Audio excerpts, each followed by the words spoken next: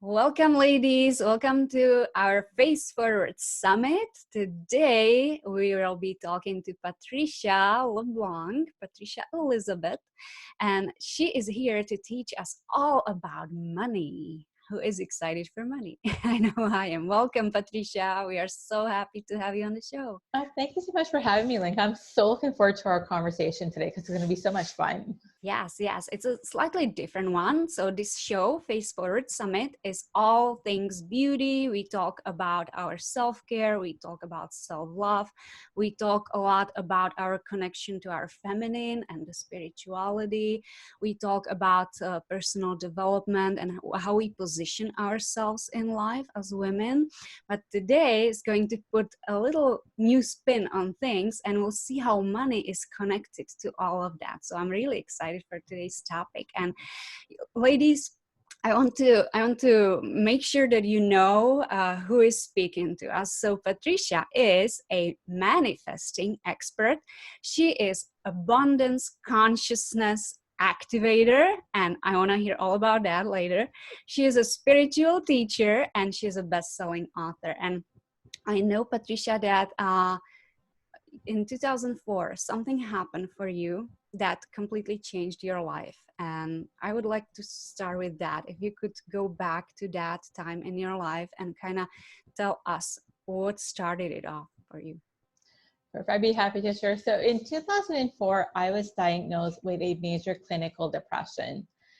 Yeah. And depression is part of it is genetic for me. So I've done several mild before then, but then I kind of just put a band-aid on the thing and just, okay, I'm all healed and up to go. But then in 2004, I hit rock bottom, and then I was diagnosed with a major clinical depression. And I remember at one point, I think it was about 3 months in, I remember sitting on the floor of my apartment thinking, who the hell am I? Like, who is this Patricia? Like, this is not, I don't recognize myself. This is not who, as a child, I know who I was. And then I was like, okay, I have a few options right now. I can either do whatever it takes to overcome this depression, get back to myself and do all of that work, or I can stay where I am. And then I have an aunt who's been depressed her whole life. And then she came in my mind and I'm like, whoa, I don't want to be like that aunt. So I'm like, okay, so if I stay here, I have another option. I can either kill myself. Luckily, that I was like, no, I'm going to do whatever it takes to overcome, because I knew I had a purpose. So that was really my big wake-up call. Growing up, I grew up in a very political family, and I'm an introvert and a shy person. So I wasn't known as Patricia. I was known as my dad's daughter, or my grandfather's granddaughter, or my uncle's niece, or even my baby brother's sister. So then I was like, okay, this is not me. I'm not good with it inside myself. So then I made a decision to move to Montreal. So I grew up on the east coast of Canada in a province called New Brunswick, but I always wanted to live in Montreal as long as I could. So I decided to go visit my brother in Montreal once I was well, because obviously I had to make sure that first, you don't do a major clinical depression, you just move. You shouldn't do that. And I remember visiting my brother in Montreal, and I just fell in love with Montreal. So I then went back home, gave my 3 weeks notice at my job, and then I just moved to Montreal basically on a whim. And then from there, for the first time in my life, I was known as Patricia, not as my dad's sister or even my brother's sister. I mean, his friends, yes, but I was finally known as Patricia, and it felt great to be able to be me and be recognized as myself, because I think for a lot of us ladies, we were more known like so-and-so's wife or daughter or whatever, but when just being able to be me was a big difference. Growing up, I always know I was very spiritual. So then from there, I evolved, and then I did a 360-degree evaluation of my life, and came to realize I did what my mother wanted from me. So as a child, I always knew I'm going to be an entrepreneur. I studied that in college, but yet I took the corporate route because that's what my mother wanted for me, because my mother is all about security. So I had ended up losing myself. So then I started to discover who I truly was. And it was quite the journey. I mean, I've had a lot of ups and downs, but going back, that was the moment that really started to define me, and where I got to come back to be Patricia and to be able to shine from within, not being just about the exterior. Yeah. Wow. So what I hear you say, it was coming from the way you were raised. It created this depression for you. And by moving away, you're able to break through that and find your identity, right? Step into your awesomeness, your power. All of a sudden you are you, right? You're also, at that time, you discovered your gifts. Is that true? Like, you got into self-healing and you got into Reiki. And can you tell us a little bit more about that and where it led you? Yes. So growing up as a child, I always know I was very gifted, but sadly, I've learned from one side of the family where that's where I take my natural gifts from, that if I wanted to be loved and accepted unconditionally, I had to hide those gifts. So I suppressed that side of me. So when I moved to Montreal, I started studying massage therapy because I wanted to be a massage therapist for a while. So I started to study massage therapist. And from there, one of my massage colleagues actually introduced me to Reiki. And then I had a session didn't go well at all because I was really blocked, but I started to study it. Something told me I had to start to studying it. And then from there, I started to be able to embrace my gifts. Now, it was quite a long journey for me because every time I would move forward, start to open up, then I start to experience certain things, and then I really start to block because I got afraid. But I also didn't have the proper mentors to help me. Then in 2017, my manifesting coaching business collapsed almost. Well, it seemed like it was overnight, but it was over 2-year process because my guys were telling me this is the work you need to be doing, but I was resisting it. So I was like, I'll just add it to like what I'm doing now. And my guys were like, okay, for a little bit, that's fine. But then all of a sudden it collapsed. And then from there, I did a lot of deep healing. And from there, I did a lot of studying as well. And then that's when I really start to step fully into my power and doing what I'm meant to do. And it wasn't an easy journey, but if I had to go back, I would definitely do it back again. There's a few things I probably would change, but yet again, that was my journey. It's things that I needed to do to be able to get to where I am. So from there, I started to really open myself up spiritually. I'm currently in Mexico. I'm near the beach right there. Like, the energies are so magical. And I feel so connected when I'm at the ocean. So for me, it's just having done the work, studying obviously, but doing the work, which makes a huge difference. Yeah. So through self-healing, you found your new career, and it paid in an amazing way, right? You got the abundance factor going for you. So let's talk about abundance right now for a little bit. And how would you define abundance? And how does one attract it? Because you are the abundance consciousness activator. So I would like to know, for our viewers, our ladies, how do we activate that in our lives? That's a really great question. So first of all, abundance, a lot of people think abundance is just money. Here's the thing. I made a lot of money, but I had no health. I had no love. I was miserable. I was disconnected. So having just money, I mean, money is great. We need money to live, but if that's all you have is money, it's not good. Abundance is basically, for me, an abundance of money, love, health, relationships, being in a good place yourself. And how to activate it is basically focus on what it is that you want. And when you have goals and dreams, just go for it. Because a lot of times what happens, people are like either on the sidelines waiting, looking outside, looking in and be like, okay, well, I want the abundance, but they're not doing anything. Or they're half in, half out, or they keep like, oh yes, I want it. No, I don't. So make a decision and then just go for it. Take the action steps. Because once again, if you just sit there waiting, perfect example I love to use with my clients is, if you're looking for your soulmate or your husband or wife, but you're just sitting at home, chances are they're not going to come knocking on your door, say, hi, honey, I'm here, like the UPS guy. I mean, it could happen. but let's be realistic. That's probably not how it's going to happen. So you really need to take action and know what does abundance look like for you, because everybody abundance is going to be different. So it's knowing what you want and believing, and then just take action, being open to receiving it. Because once again, if you're closed off, you're not going to be able to call it in. Yes, absolutely. I love that you brought it up. Like, there needs to be a balance, right? So it's not just abundance in one area, but abundance in every single area of our life. And what it usually looks like, once you start focusing on that one area, the other ones will kind of come with it, and we start receiving. But I believe it's got a lot to do with scarcity thinking, because the opposite of abundance is scarcity. And when we are in a scarcity thinking, we are shutting ourselves off of all of that awesomeness that's ready to come to us.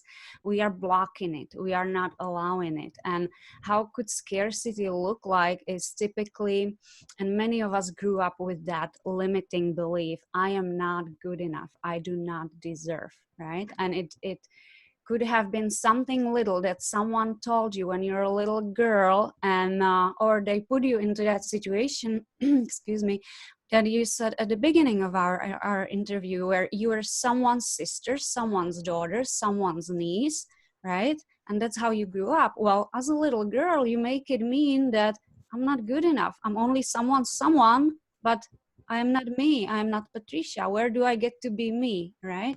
And with that, growing up, I mean, we make all these limiting beliefs as we grow up. And the most common is, I am not good enough, I don't deserve.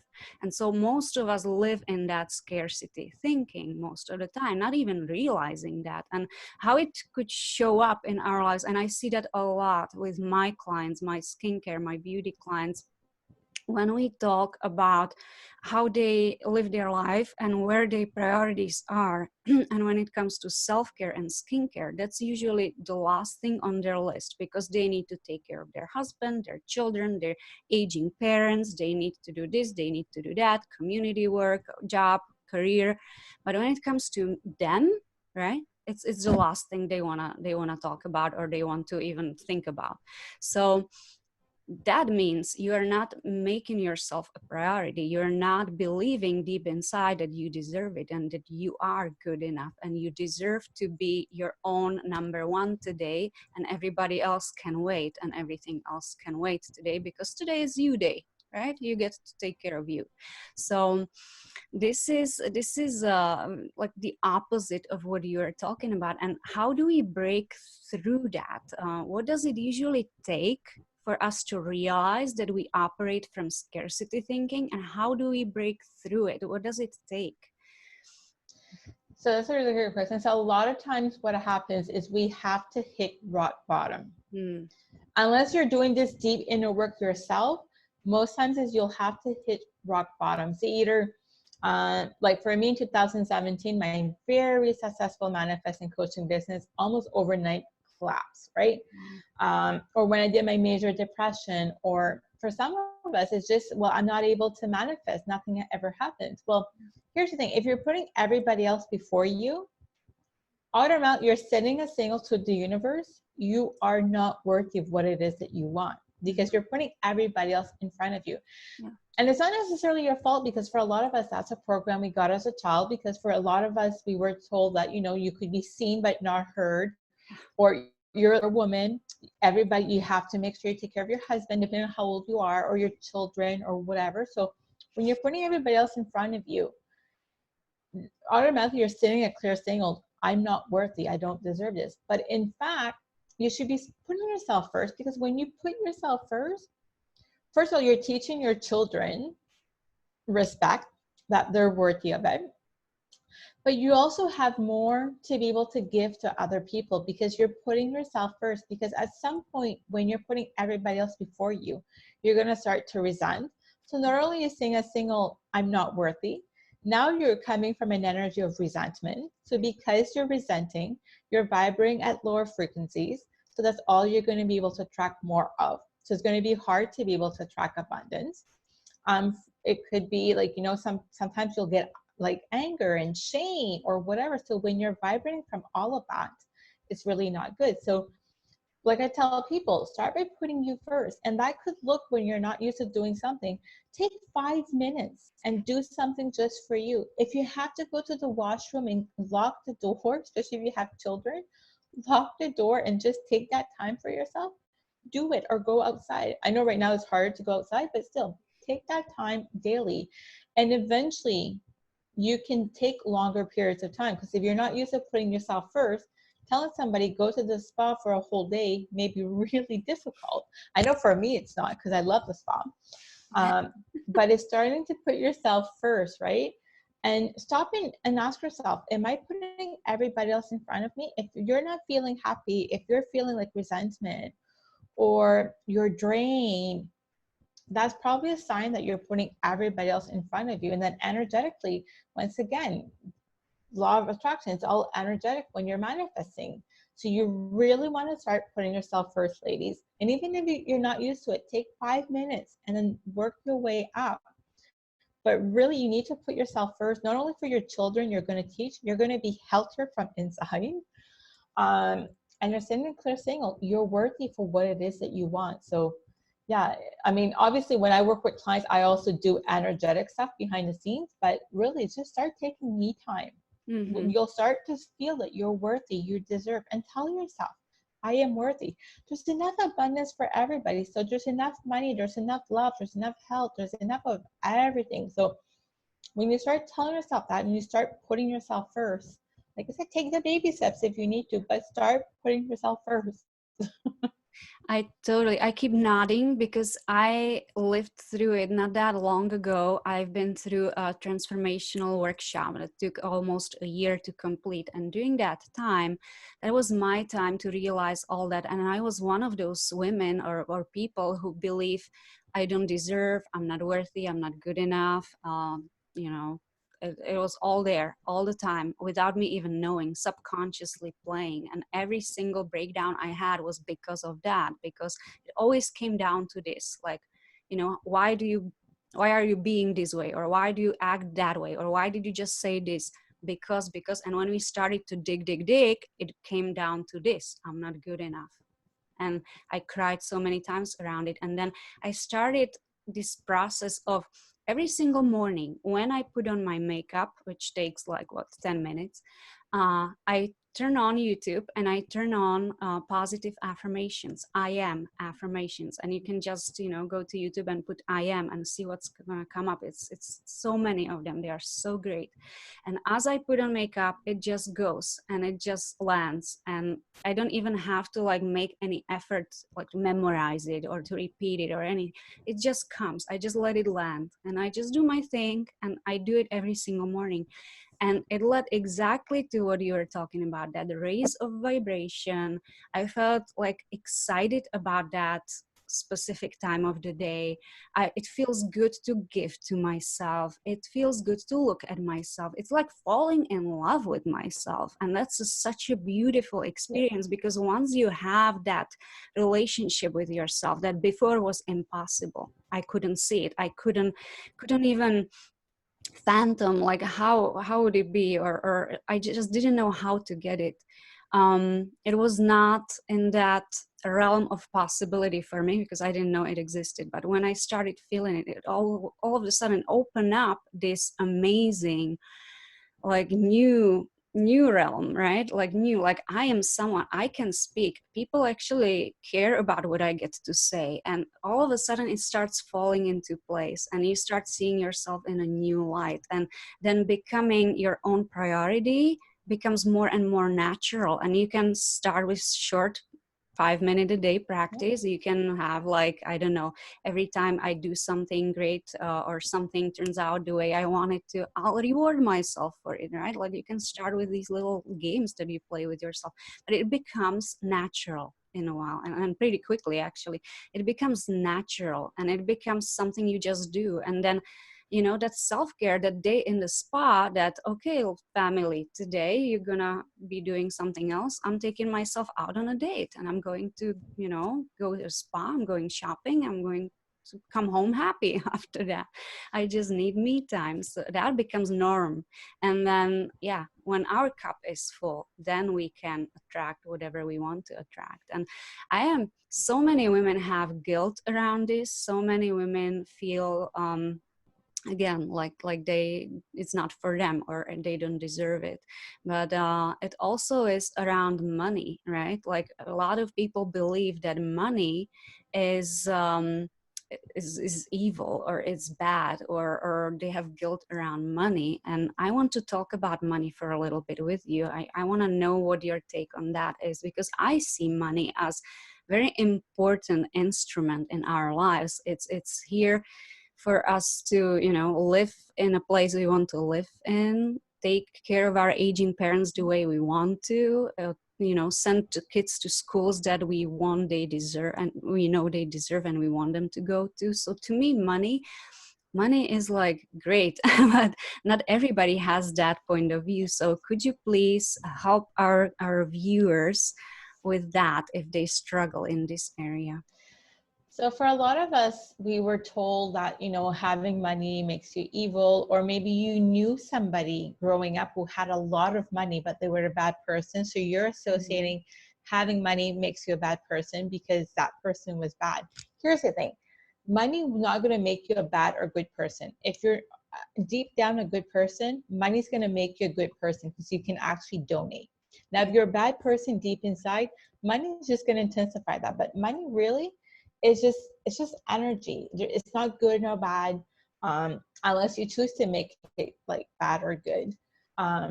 But really, we need money. First of all, we're in a 3D reality. Too many people live in like the 5D world where money is like whatever. But here's the thing: we're in this physical body. We're in this physical earth. It takes money. You can't go pay your rent or your mortgage at the bank and say, well, you know what? I don't have the money. So, they're not going to say, well, that's fine. You don't need the money. No, you need money to be able to, to be able to pay your basic stuff, to buy food, buy clothes and all that. And as well as having good, nice experience. So maybe going to the spa. Some people be like, oh, well, I can't go to the spa. Well, here's the thing. Going to the spa, you're actually supporting a business, first of all. So the economy is actually like moving.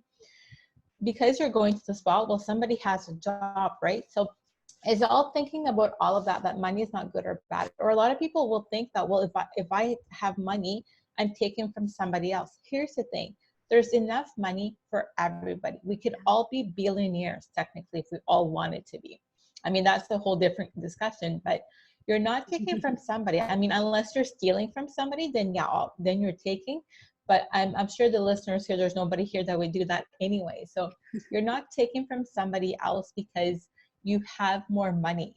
Yeah. No. And with money, the more money you have, the more good you can do actually in the world. Because for me, money is, I donate part of my what comes in my business to charity. Being able to write a check to a charity that needs the money is gratifying for me. So but if I didn't have the money, I wouldn't be able to write a check to that charity, right? Because there's not money. So having money, you can actually do a lot of good with having money. You're helping the economy. I mean, I don't like to, well, I'm in an Airbnb right now, so I don't need to worry about that. But if I had a house, I mean, I'd be able to hire like a housekeeper or whatever. It takes money to be able, well, I'm also helping the housekeeper because now she has a job that come in, or you're going. So having money is not bad. It's who you are deep down inside. So like I was saying, if you're a bad person deep inside, then yes, money will make you more of a bad person. But if you're good, which I'm sure all of you are because you're listening to here, then it can make you a better person. Because if you have a business, let's say you're making multiple 6 figures or 7 figures, you can hire a team, so you're actually helping the economy. You can donate. Once again, like for me, donating, it brings me joy when I'm able to donate. Or maybe you have like a relative that you can help them out financially, or your children or whatever, or or maybe you have a friend. So having money is not bad. It's just we need to stop have that conversation that if I have money, I'm taking from somebody else. I'm a bad person, and we're associating money with being good. Money is neutral. It's what you make of it. So if you have lots of money, you can donate. Like there's so many charities that could use our money right now. Or right now, because of what's going on, You'd be able to donate to food bank because sadly there's some people that are losing their jobs. So to be able to do that, it's gratifying. I know for me it is. So having money doesn't make you a bad person unless you're already a bad person, then it can. But if you're a good person, you're going to share that anyways. I mean, yeah, you need to hold on to some of it, obviously. But imagine writing a check to charity. How would that make you feel? It's gratifying. There's no words really I can describe. Like I know every time I write a check or I give to charity, it's like, oh my God, I'm so grateful that I did the work that I did to be able to do that. So stop thinking of money being bad. Unless you're stealing from somebody, once again, I know nobody's doing that here, then it doesn't make you a bad person, doesn't make money bad. It's just in this world it takes money to make the world goes around. I mean, you can't go to a store and just say, well, can I just give you love? I mean, it may work, but I don't think it'll work. Like you can't go to a grocery store. Can I just give you love? No, they want money. They want the cash. So yeah, really start by changing the way you feel about money is going to help quite a bit. Plus, ladies, as we have more and more money, we get to take better and better care of ourselves. And then it shows in the way we, do our hair, our skincare, our nails, our what quality clothes we're wearing. Like we can really think Oprah, right? Think Oprah, how is she being? Think, I don't know, Jennifer Lopez. That transformation that happened, like anything is possible then, right? Because we get to afford better health care, better every care, like any care imaginable. So it also helps us become that radiant, beautiful from the inside out person that we are. So money is wonderful and we want more money. So yes. please tell us, Patricia, I know you have a wonderful gift for the audience. What is it and what is it going to help them with? So my gift is I also work with energy. So I create a lot of energy. So I created a special inner beauty activation to help you to activate the inner beauty inside of you. Because here's the thing. Quite a few women, they only look about the outside, but it's the inside that's more important. When you have that inner beauty, when you shine from within, when you're feeling so good into your skin, when you're empowered, you're going to first of all attract better people around you, but you're going to be happier, healthier, and all that. So that's what I created, the inner beauty activation, which will be in a meditation. Wow. Which will help you to start to activate your inner beauty. And every time you listen to it, it's going to work on a deeper and deeper level. So I can't wait for you to listen to it because, like I said, it's your time to start to shine your light. And to shine your light, it comes from within. It's not the external that's going to help you shine your light. It all comes from within you, and you have it within you. So enjoy that. I can't wait for you to experience that. I can wait for all of us to experience that. And again, the button that leads to your meditation will be right underneath this video. So ladies, you just get to go and click and collect your free gift. Thank you so much for your generosity with your time, with your offer, with your wisdom, with joining us and being on Face Forward Summit. Patricia, we wish you the best. My pleasure, Lenka. Thank you so much for having me. It was so much fun. Of course. And to you ladies, I really hope you're enjoying our series. I know you are, because all of the beautiful emails and comments that I receive from you, please keep those coming. Let's be abundant. Let's live in the possibility of we can have it all. And I will see you ladies tomorrow.